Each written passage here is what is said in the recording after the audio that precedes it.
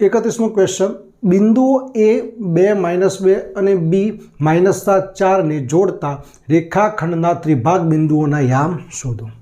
તો મિત્રો રેખાખંડ આપણે અહીંયા દોરવાનો છે. પહેલાં તો આપણે એક રેખાખંડ દોરી દઈએ.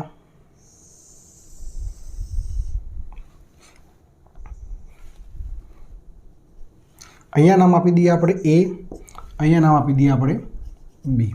ચલો, એના યામ કેટલા છે? 2 અને -2, અને બીના યામ છે -7 અને 4. હવે મિત્રો આપણે શું કીધું છે? ત્રિભાગ બિંદુઓના યામ, એટલે કે આ A અને B જે રેખાખંડ છે એને 3 ભાગની અંદર આપણે વહેંચવાના છે. તો 3 ભાગની અંદર આપણે મિત્રો કઈ રીતે વહેંચીશું આને? તો આને આપણે 3 ભાગ કરી દઈએ અહીંયાથી. બરાબર, તો આ 3 ભાગ થઈ ગયા ને. બરાબર, અહીંયા નામ આપી દઈએ આપણે P અને અહીંયા કોઈક નામ આપી દઈએ આપણે Q. તો આ જે ત્રિભાગ બિંદુ 3 ભાગ થયા એની અંદર જે બિંદુ P અને Q છે એના યામ આપણે મિત્રો શોધવાના છે.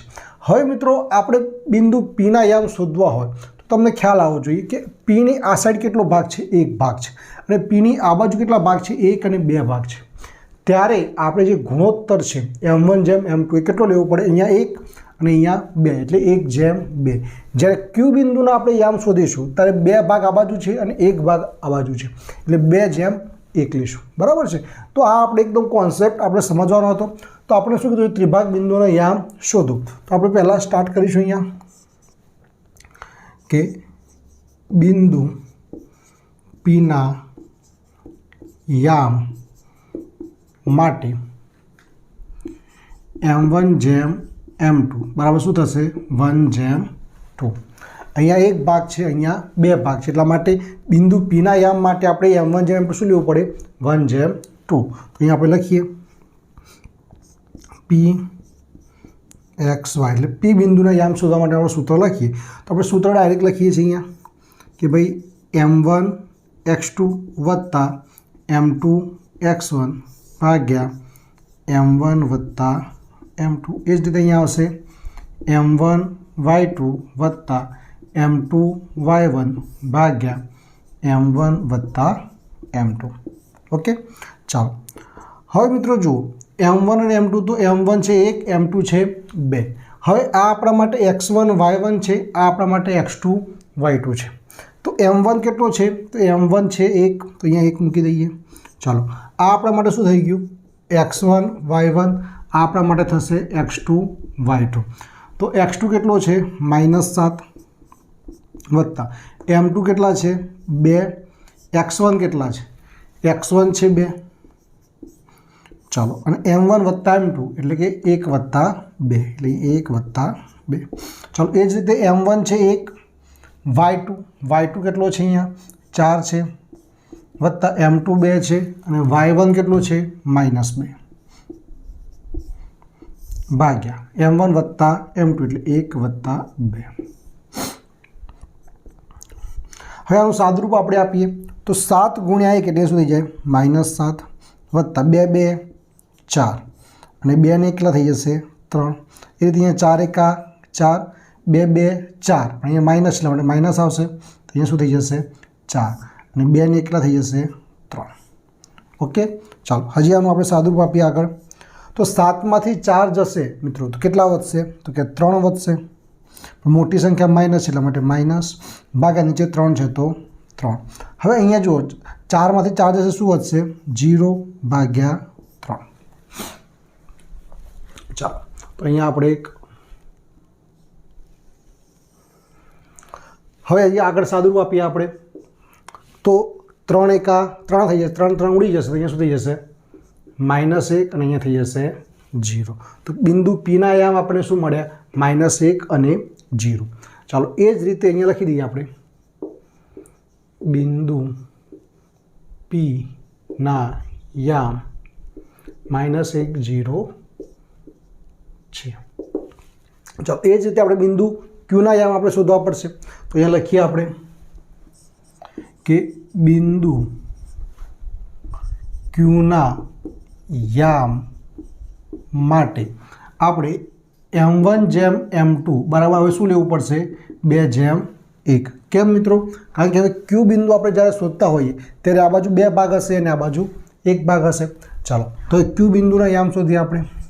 તો ક્યુનું સૂત્ર લખીશું QXY બરાબર. ફરીથી આ સૂત્ર લખી દઈએ આપણે કે ભાઈ M1 X2 વત્તા M2 X1 ભાગ્યા M1 વત્તા M2. એ જ રીતે ફરીથી લખીએ M1 Y2 વત્તા M2 Y1 ભાગ્યા M1 વત્તા M2. જો મિત્રો સૂત્ર એકદમ ઇઝી છે.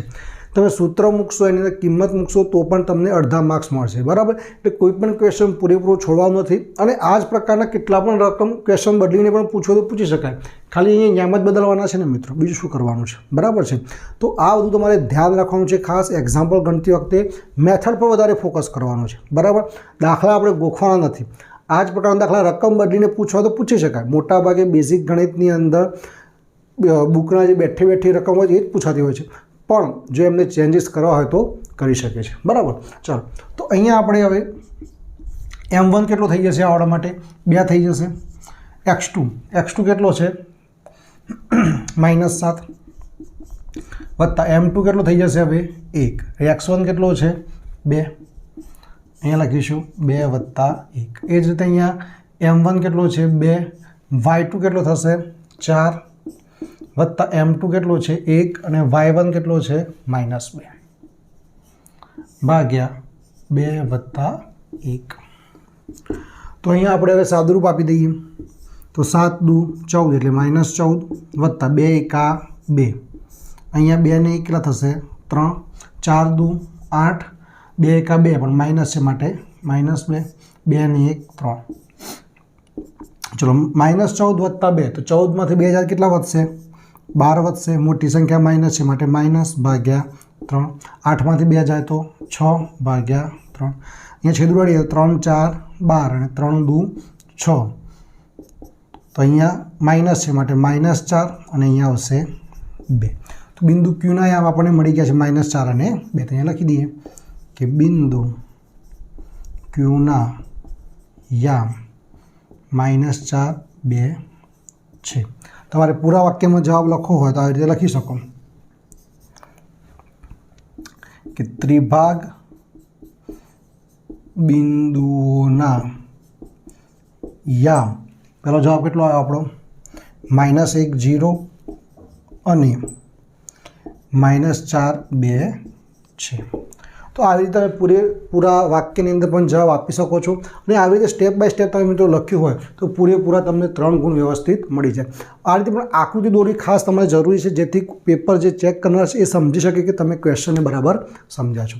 તો આને એક વ્યવસ્થિત સ્ક્રીનશોટ લઈ લો.